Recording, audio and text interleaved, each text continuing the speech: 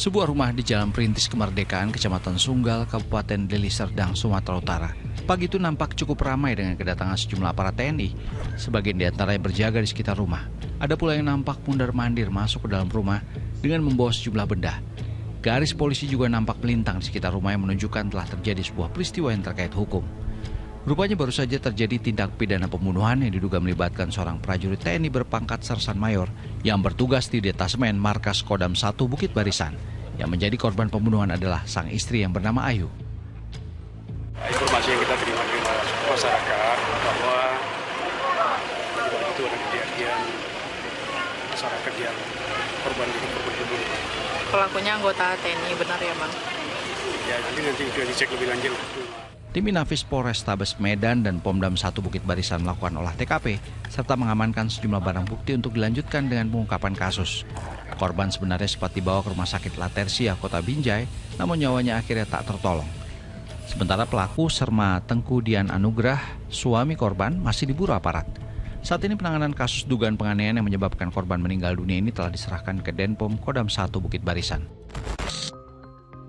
Setelah dibawa ke Rumah Sakit Julham, Kota Binjai untuk diotopsi, jasad Astri Agustina Ayu Yolanda, korban penganiayaan prajurit TNI Serma Tengku Dian Anugrah yang merupakan suaminya, diserahkan ke rumah keluarga korban.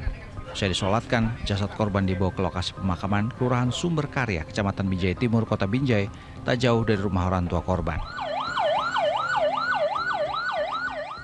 Saat liang lahat dipersiapkan, keluarga dan kerabat Ayu tak kuasa menahan kesedihan, apalagi Ayu tewas dengan cara yang amat tragis.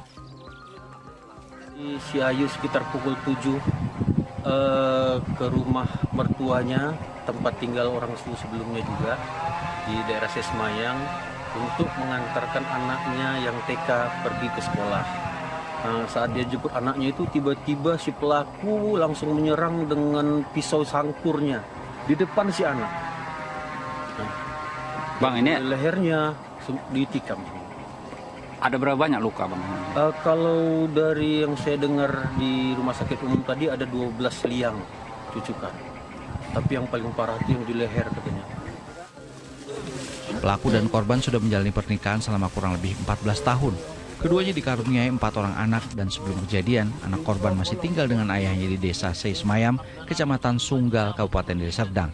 Namun cekcok antara keduanya sudah berlangsung bertahun-tahun dan sejak beberapa bulan terakhir, mereka tidak lagi serumah dan korban memilih tinggal bersama orang tuanya.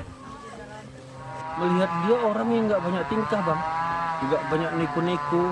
Dia juga saya lihat di rumahnya itu jualan dimsum, Bang, ya. Sampai tengah malam menurut tetangga yang tadi cerita sama kami juga. Menyampaikan bahwasannya si Ayu ini seperti tak pernah mengeluh gitu, Bang. Dengan kondisinya. Dia jualan dimsum, jualan online sampai jam 12 malam baru tutup. Harapan kami si pelaku agar dihukum sesuai dengan apa yang telah dibuatnya kepada adik kami. Dan dihukum seberat-beratnya yang sepantasnya apa untuk dia. Dan satu lagi, ini almarhumah juga meninggalkan 4 orang anak yang masih kecil-kecil yang butuh biaya untuk sekolah segala macamnya agar diperhatikan oleh instansi terkait. Kodam 1 Bukit Barisan akhirnya buka suara terkait kasus pembunuhan Astri Agustina Ayu Yolanda yang dilakukan oleh Serma Tengku Dian Anugrah, prajurit yang bertugas di Kodam 1 Bukit Barisan, Rabu 23 Juli di desa Seismayang, Sunggal, Deli Serdang. Pelaku akhirnya bisa diringkus. Setelah kejadian, pelaku mencoba mungkin melarikan diri ke Kuala Namu, tapi kita tidak tahu tujuannya kemana. Yang jelas pada pukul 11 hari itu juga, pada Rabu pukul 11, tim gabungan TNI, baik Denintel, staf Intel Kodam, kemudian Pomdam, menangkap yang pelaku. Saat itu juga diserahkan ke Pomdam 1 Bukit Barisan untuk menjalani pemeriksaan. Motif pembunuhan disebut karena persoalan ekonomi. Motif awal yang sudah kita terima adalah permasalahan ekonomi, di mana mereka ini menikah tahun 2011. Kemudian dari sejak 2013 sudah banyak cekcok, kurangnya harmonis dalam rumah tangga, saling berantem. Dan 2 bulan terakhir mereka pisah ranjang.